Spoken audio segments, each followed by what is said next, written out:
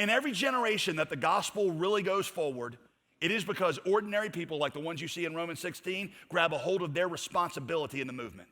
One of the greatest gospel expansions took place in the early 1700s in a movement most of you will scarcely have heard about. It was led by a guy named Count Ludwig von Zinzendorf, which, by the way, parents, that's another name I'd tell you to avoid if you're trying to name your kid. But he founded a movement called the Moravians. Here's how it started. He was very, very wealthy.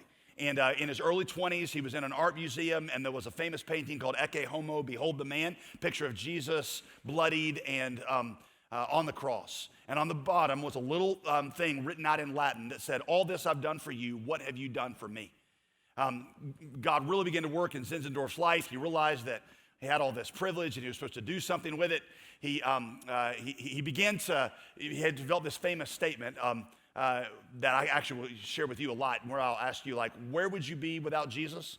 And then the answer I give you is you'd be at exactly the same place millions of people are in the world without you, because it doesn't matter if Jesus dies, if nobody ever hears about it, that the preaching of the gospel is an important part of the saving act of the gospel. That's what Zinzendorf began to preach to his generation. He began to use his estate and his means to be able to train a bunch of young, early 20s gospel emissaries who would go out from his place there in Bavaria, parts of Germany, and they would go out to the ends of the earth.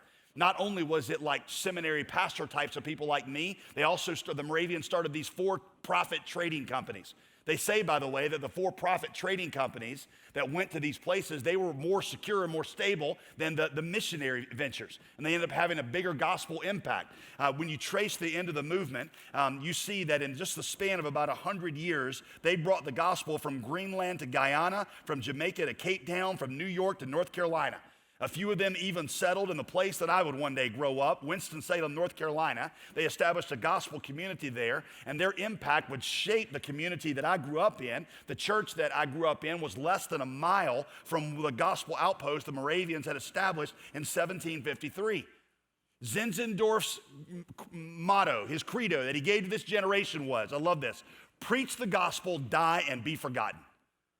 And a whole generation said that's what we're going to do.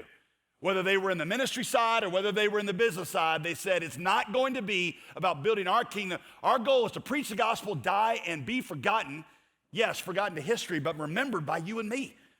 But because of that, specifically because of them with me, I'm impacted by the gospel. Preach the gospel, die, and be forgotten. You have an impact that resonates for eternity. That's what you see in Romans 16. Here's a question, friend. Is that going to be you? We always tell you here, you've got a part of the mission. All of you, not just those of you that are gifted like me, but all of you have a part of the mission. We always tell you, God made you good at something. Whatever He made you good at, do it well to the glory of God, but also do it somewhere strategic for the mission of God and leverage it for the mission of God. A recent Forbes magazine survey indicates that 75% of college graduates, 75% believe that their job is going to carry them overseas at some point. Now, if you ask me, I think that number's a little high. It's kind of like the same, studies show that 84% of college graduates think they're above average at math. And you're like, I feel like that's a little self-defeating. But regardless, whether that's inflated or not, there's a lot of you that are already thinking about where your career is going to take you. And what I want to tell you is, preach the gospel, die, and be forgotten. Be a part of this faithful them. I think this chapter gives you a preview of heaven. By listing out all their names, what Paul is saying is, nobody ever saw you, but I see you, and I commend you. One day, Jesus is going to do that. Is He going to recognize you, that was your agenda, what you see in Romans 16? I got a big house. I'm using it for the church. I got a gift and this ministry. God's given me this kind of prosperity. I'm going to use it for the church. I'm going to preach the gospel, die, and be forgotten, but leave a legacy that resonates for eternity. Those are the three things that you can learn from that list.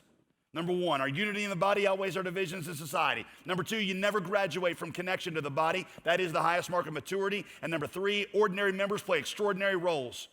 That's what we learn from this final little list that Paul tucks in at the end. It's not just the extra credit roll.